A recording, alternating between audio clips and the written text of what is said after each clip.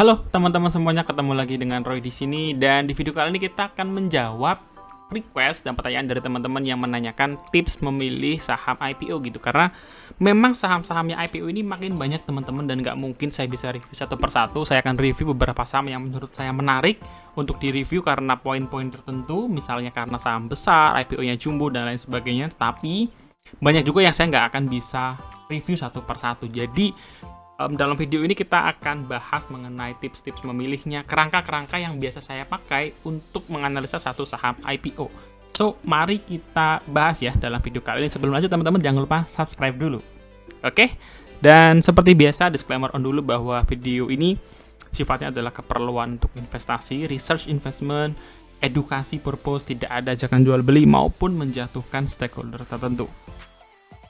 Jadi mari kita mulai dari satu background yang saya pribadi sebenarnya nggak terlalu serak gitu ya, tapi ya it's okay, namanya juga pasar modal gitu ya, bahwa banyak tokoh maupun regulator berusaha untuk mendorong semakin banyaknya perusahaan-perusahaan untuk IPO gitu ya. Ini salah satu penjelasan yang datang dari Pak Sandiaga Uno bahwa melalui IPO itu bisa mendorong perusahaan untuk mendapatkan pembiayaan alternatif gitu ya. Pembiayaan alternatif artinya kalau biasanya perusahaan itu mendapatkan uang dari pinjaman, dari modal bank, sekarang ada alternatif lain nih yang coba dikenalkan, yaitu melalui IPO, di mana dananya adalah ya dana dari investor, baik dari investor retail ataupun dari investor institusi gitu kan ya. Ada juga yang saya ambil dari websitenya OJK nih ya, sikapiuangmu.ojk.go.id. Di sini dipaparkan bahwa salah satu keuntungan IPO adalah mendapatkan insentif pajak ya. Perusahaan mana yang nggak mau dapat insentif pajak ya? Banyak orang memburu. Makanya ketika ada pengampunan pajak ya, banyak sekali orang-orang yang akhirnya melakukan tax amnesty tersebut karena memang ada pajak-pajak yang mungkin sempat bermasalah dan lain sebagainya. Jadi bagi perusahaan melakukan IPO ini banyak untungnya, menggiurkan ya langkah IPO ini. Misalnya apa? Misalnya yang paling besar manfaat yang menurut saya adalah fresh money, easy money, dana segar. Makanya sering sekali kita mendapatkan membaca berita perusahaan ini akan dapat dana segar sekian ratus miliar, sekian triliun. Yaitu dana segar yang datangnya dari pasar modal, investor retail atau investor institusi yang membeli IPO tersebut gitu ya. Dan saya bisa memberikan satu pendapat bahwa uang yang didapat perusahaan lewat IPO itu easy money. Kenapa easy money? Karena kalau investor tersebut sudah membeli uangnya, sudah membeli sahamnya, dia tidak bisa perusahaan tersebut tidak bertanggung jawab kalau misalnya bisnisnya ternyata hasil ekspansinya tidak berjalan mulus gitu ya. Sahamnya ARB terus sampai 50. Nggak ada ganti rugi yang diberikan. Misalnya, perusahaan tersebut mengambil uang dari bank ya, pinjam uang. Ada bunganya teman-teman ya, bukan uang yang mudah, ada bunganya. Perusahaan tersebut harus memberikan agunan, ada jaminannya ya. Kalau jaminannya tidak sesuai dengan uang yang ditaksir oleh bank, ya mereka tidak akan mendapatkan uang yang diajukan, kan begitu ya kalau kita pinjam dari bank. Intinya proses minjam dari bank itu tanggung jawabnya lebih besar karena harus mampu mengembalikan uang tersebut. Kalau nggak, aset semuanya bisa disita. Apalagi yang didapatkan oleh perusahaan, dia bisa menaikkan company value tanda kutip. Makanya banyak perusahaan-perusahaan startup yang diinjak investor, valuasinya makin gede. Demikian juga dengan IPO, karena perusahaan akan mendapatkan uang baru, uang itu akan masuk, akan menjadi part of saldo perusahaan ya, sehingga kesannya ketika saham itu ya, lembar saham itu ditukar menjadi uang, kas dari perusahaan itu membengkak, naik gitu ya. Apalagi tadi kita udah tahu ada namanya insentif pajak ya, dengan memenuhi kriteria tertentu perusahaan tersebut mendapatkan insentif pajak ini juga menguntungkan. Apalagi kalau dia sudah listing di bursa efek, dia bisa yang namanya gadai saham, dia pinjam ke pihak tertentu, jaminannya sahamnya itu gitu ya. Jadi kita sering dengar sahamnya di repo, yaitu dia meminjam dengan menggunakan jaminannya adalah saham perusahaan. Jadi makin banyak perusahaan-perusahaan yang memang didorong untuk IPO, baik dari regulator ataupun memang untuk keperluan ekspansi dari perusahaan tersebut. Nah, kalau kita lihat pergerakan saham-saham IPO ya, ini saya coba recap 10 yang minus dan 10 yang untung gitu ya. Kalau kita lihat ada 10 emiten ini, ya rata-rata minusnya cukup dalam ya, sampai 78% ya. Ada yang 50%. Jadi minusnya bisa dikatakan kalau ARB sekarang itu 15%, dia 3-4 kali ARB gitu ya. Jadi sudah cukup dalam. Kalau teman-teman punya IPO 10 juta, lalu sudah minus 50%, uangnya artinya tinggal 5 juta aja gitu ya. Nah, sebaliknya yang untung itu juga untungnya gila-gilaan ya, ada yang sampai 770%. Ini data seminggu kemarin gitu ya, saat saya mulai mencicil materi ini. Jadi mungkin sekarang sudah ada perbedaan. Mudah-mudahan perbedaannya tidak signifikan. Nah, kalau kita lihat di sini juga yang beggar, multi beggar banyak juga ya. Artinya kalau misalkan ada orang yang berpikir untuk pukul rata ikut semua IPO, nggak tahu ya, kelihatannya untung kalau kita lihat dari top 10 ini ya, yang minus maupun yang untung. Tapi tentu saja hal itu bukan praktek yang disarankan untuk investor.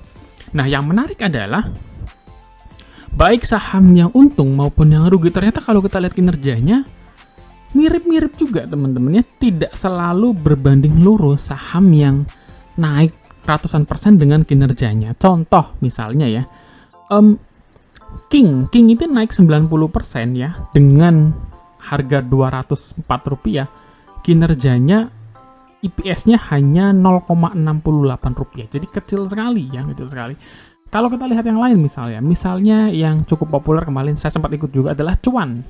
Cuan ini naik 300%, IPS-nya 59 ya, masih lumayan lah ya, masih belum sampai 20 untuk pair-nya. Misalnya apa? Awan ini harga sahamnya 308, IPS-nya 2,7 ya. Artinya pair-nya tinggi-tinggi banget. Secara valuasi sudah sangat mahal-mahal, tetapi pasar masih menghendaki saham ini lanjut naik gitu ya. Mungkin karena banyaklah supply demand, bandar, apapun itu, orang yang berkepentingan masih mendorong harga sahamnya di pasar itu masih terus naik. Tetapi banyak juga saham-saham yang beberapa di sini ya, yang harganya di bawah sampai 50, kita katakan misalkan Sage di sini ya 50, IPS-nya juga kecil. Kemudian ada saham DOOH ya, harganya 50 perak, IPS-nya 0,4 perak. Jadi kinerjanya juga ada yang sejalan, artinya kinerjanya sedang tertekan, sedang kurang bagus. Harga sahamnya juga di bawah turun dan sekarang ada di klub gocap ya, di 50 perak. Jadi ini adalah saham-saham yang baru IPO di 2023 dan sudah ada di harga 50 perak gitu teman-teman. Nah, sekarang kita bahas ke menu utamanya nih. Jadi kalau perusahaannya makin banyak yang IPO, tadi kita lihat ya perbandingan trennya di depan biar teman-teman agak ngelihat. Sepertinya saya ketinggalan slide di sini ya. Jadi tadi saya sudah sempat siapkan bahwa di tahun 2022 itu 59 company IPO, tahun 2021 54 perusahaan IPO. Jadi sejak tahun 2021 itu trennya meningkat, dari 2020 ke 2022 itu meningkat. Dan 2023 juga digenjot lagi untuk tambah banyak perusahaan yang IPO. Jadi memilih saham IPO itu menjadi sangat penting buat investor gitu ya. Nah, apa sih yang pertama ya dalam kerangka kerja kita, kerangka berpikir kita untuk memilih saham yang IPO? Satu, kita harus tahu bisnis dan risikonya ya. Apa sih bisnisnya dari perusahaan ini? Bagaimana cara perusahaan ini mendapatkan keuntungan? Kita harus berusaha untuk menganalisa gitu ya. Kira-kira perusahaan ini profitable-nya akan bertahan lama atau tidak? Resikonya bagaimana? Apa sih yang dihadapi gitu ya? Kalau misalkan kayak emiten tambang, resikonya ya bisa kena bencana alam dan lain-lain, market global, bagaimana harga komoditas itu terbentuk dan lain sebagainya ya. Kalau misalkan perusahaan-perusahaan yang retail, apakah produknya itu bagus, apakah brandnya itu adalah top of mind, apakah produknya itu bisa bertahan sampai 5 tahun ke depan. Nah, ini hal-hal yang harus kita pahami dari bisnis dan resikonya. Dua, yang harus kita lakukan analisa gitu ya untuk saham-saham yang IPO, kita cek historik kinerjanya ya. Apakah kinerjanya itu bagus? Apakah pendapatannya itu naik? Kalau pendapatannya naik, labanya ikut naik tidak? Laba bersihnya. Kalau laba bersihnya itu bagus, kira-kira perusahaan ini itu gross profit dan net profit marginnya bagus atau tidak. Nah, itu kita cek tuh. Nah, apakah perusahaan ini, biasanya perusahaan IPO itu mencantumkan 3 tahun terakhir ya. Apakah 3 tahun terakhir itu kinerjanya stabil naik atau tidak? Atau misalkan naik, turun, anjlok, naik, atau bagaimana? Nah, itu kita bisa jadikan benchmark gitu ya. Sehingga ke depan kalau misalnya perusahaan ini stabil bertumbuh, kita berharap pertumbuhannya stabil juga di tahun-tahun setelah pasca IPO. Tapi kalau misalkan naik turun dan banyak goncangannya, itu juga bisa mencerminkan di masa depan, meskipun tidak selalu ya. Tapi itu bisa juga kita jadikan benchmark bahwa bisa jadi kinerjanya juga tidak stabil gitu ya. Dan melalui kinerja di masa lalu, kita bisa jadikan benchmark atau proyeksi di masa depan. Contoh, kalau misalnya perusahaan itu melakukan, let's say, bertambang emas gitu ya, kita bisa cocokkan dengan bagaimana harga emas atau komoditas itu sendiri di tahun-tahun lalu. Kalau tahun-tahun ke depan harga komoditas emasnya naik dan volume hasil tambangnya naik, otomatis perusahaannya juga akan mencapai kinerja yang lebih bagus ya. Itu kan perbandingan antara kinerja masa lalu dengan beberapa variabel dan prospek di masa depan gitu ya. Apalagi kalau misalkan emas, tentu harga dari tahun ke tahun cenderungnya mengalami kenaikan. Nah, itu bisa kita jadikan sebagai dasar untuk perusahaan ini prospeknya bagus atau tidak. Selebihnya kalau misalkan perusahaan ini misalnya dia berkompetisi dengan banyak perusahaan lain, produknya bukan menjadi produk unggulan dan lain-lain, itu tentu juga punya tantangan sendiri ya, bagaimana perusahaan itu bisa mengembangkan brand atau produknya ke depan. Yang ketiga yang perlu kita catat gitu ya, adalah gimana kondisi keuangannya gitu ya. Dan untuk apa dana IPO ini digunakan? Misalnya, apakah perusahaan ini sekarang utangnya besar ya? Kita ngomongin DER dibandingkan modal, berapa sih utangnya? Jangan-jangan perusahaan ini utangnya kegedean, dia mau IPO untuk gali lubang, tutup lubang gitu ya. Dia mau tutup utang dari dana IPO. Tentu itu menjadi suatu catatan yang tidak menarik kalau uang investor digunakan untuk nutup utang gitu ya. Atau yang menarik, yaitu sebaliknya, kalau perusahaan itu untuk ekspansi, jadi dia punya alokasi misalnya 100% dari dana IPO, dia pakai 60%, 70% untuk ekspansi, sisanya misalkan modal kerja dan lain sebagainya. Nah, itu pembagian yang menurut saya cukup menarik. Artinya modal yang akan didapat itu diperuntukkan besar untuk pengembangan perusahaan ke depan. Kalau perusahaan berhasil mengembangkan ke depan, kinerjanya naik, labanya naik, dikembalikan dalam bentuk dividen ke investor, ya semuanya happy gitu ya. Semua stakeholders senang akan snowball effect dari IPO tersebut. Terakhir, setelah kita cek bisnis, kita cek risikonya, kita cek historinya, kita cek keuangan, kesehatannya, kemudian kita cek prospek, kita cek tadi penggunaan dana IPO-nya seperti apa, barulah kita ngomongin valuasi gitu ya. Berapa sih harga yang ditawarkan? Masuk akal tidak untuk kita masuk di IPO ini? Atau kita juga bandingkan dengan sektor yang ada, dengan kompetitor yang ada. Jangan-jangan perusahaan yang baru IPO ini kemahalan nih, jual mahal gitu ya. Ya tentu saja ngapain kita ikut kalau misalkan di IHSG sendiri sudah ada pilihan saham lain di sektor yang sama menawarkan harga yang lebih kompetitif. Jadi kita perlu melakukan perbandingan ini, sehingga ya buat apa saham yang baru kalau yang sudah listing ada yang kompetitif dan lebih memberikan peluang yang lebih baik. Terakhir, saham yang IPO itu punya risiko fluktuasi di masa-masa awal saat dia listing ya. Nggak heran ARA, ARB naik 10-20% itu sering terjadi. Kenapa? Karena masih ada antusiasme, masih ada peran-peran orang-orang yang berkepentingan di sana yang membuat fluktuasinya tinggi. Dan teman-teman harus tahu bahwa tidak semua saham yang di hari pertama itu ARA, ada juga yang mungkin nggak kemana-mana atau ARB. Pada akhirnya ya, analis-analis yang sudah kita lakukan tadi bisa membantu kita untuk mengurangi resiko tersebut. Kita sudah sampai di tahapan akhir video ini. Seperti biasa, sayang teman-teman, jangan lupa subscribe dulu dan tekan loncengnya supaya nggak ketinggalan. Ini catatan saya mengenai tips memilih saham IPO gitu ya. Pertama, dalam jangka pendek, saham itu harganya pasti fluktuatif teman-teman ya, apalagi yang baru listing. Hari pertama ARA, hari kedua ARB itu hal yang biasa. Kenapa ya? Banyak orang-orang yang berkepentingan lah ya. Ini beberapa yang saya tulis, ada pemilik perusahaannya, bandarnya lah, ada orang yang scalper dan lain-lain. Jadi banyak sekali orang yang berkepentingan di sebuah saham tersebut. Dan mengikuti saham IPO itu disertai dengan risiko fluktuasi tadi ya di awal-awal listing. Giliran kalian dapat ARA, happy gitu. Tapi kalau misalkan ARB gimana? Waduh, bingung, nggak bisa jualan dan lain sebagainya. Kinerja saham ya, kinerja harga saham khususnya ya, dalam jangka pendek itu tidak ada jaminan berasal dari kinerjanya ya. Saya beberapa waktu lalu ngobrol sama temen ya. Teman tersebut itu tahun lalu sempat curhat dengan saya. Dia megang Ultra Jaya ya, ULTJ, nggak kemana-mana gitu ya. Saya bilang jangan lihat seminggu 2 minggu, apalagi sebulan 2 bulan, karena dalam jangka pendek harga saham itu tidak terbentuk berdasarkan kinerjanya. Tetapi biarkanlah perusahaan tersebut menunjukkan kualitasnya melalui apa? Melalui kinerja keuangan, melalui dividen dan lain-lain yang diberikan kepada investor.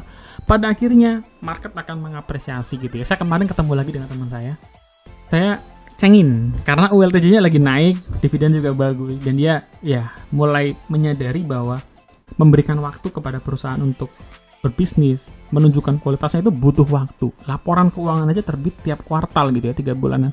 Jadi jangan berharap cepat-cepat seminggu 2 minggu naik dan lain sebagainya. Yang ketiga, alokasi IPO itu kecil teman-teman ya. Tadi saya sempat sharing, saya pernah beli saham cuan. Dapatnya porsinya kecil banget. ARA pun nggak berasa, multi-bagger pun nggak berasa ya. Dibandingkan kalau saya beli saham sendiri, tentunya alokasinya saya lebih bisa mengatur. Yang keempat, apalagi untuk saham IPO ya, jarang ada yang sempurna. Tadi kita punya beberapa kriteria. Misalkan 3 diantaranya cocok, 1 yang nggak cocok, kalian mau beli, it's okay gitu ya. Tapi teman-teman sudah melakukan analisa dan sudah membuat daftar mana yang diterima, mana yang tidak. Ini hal yang biasa ya.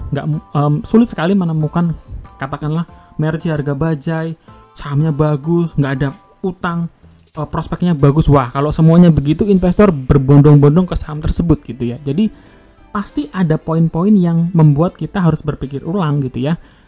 Bisa atau tidak saham ini kita investasikan. Yang terakhir, IPO itu kayaknya bukan untuk semua orang gitu ya. Meskipun ada yang ARA dan lain sebagainya, multi-bagger dari IPO, tetapi sesuaikanlah dengan profil resiko teman-teman gitu ya. Investasi itu bukan kamu melawan semua orang, melawan pertumbuhan dari teman-temanmu, bukan. Kendalikan ego, iri teman-teman masing-masing. Pada akhirnya, ketika kita berhasil melewati tadi yang mengalahkan ego, berhasil menjaga emosi dan lain sebagainya, kita pasti akan mengalahkan market ya. Ini eventually pada akhirnya teman-teman semua bisa mengalahkan market, melihat pertumbuhan portofolio yang nyaman dan tenang dengan metode-metode investasi yang kita pahami bersama-sama. Begitu teman-teman, video dari kita kali ini semoga bisa membantu khususnya teman-teman yang sering ikut saham IPO dan mungkin ada yang tertarik dengan saham IPO tapi masih takut-takut gitu ya. Dengan analisa ini kalian bisa melakukan sendiri, dan karena saya juga nggak bisa mereview satu persatu sahamnya IPO karena makin banyak. So, itu aja video dari saya kali ini. Semoga membantu. Sampai ketemu di next video. Jangan lupa subscribe, share, dan like video ini. See you guys. God bless you. Bye-bye.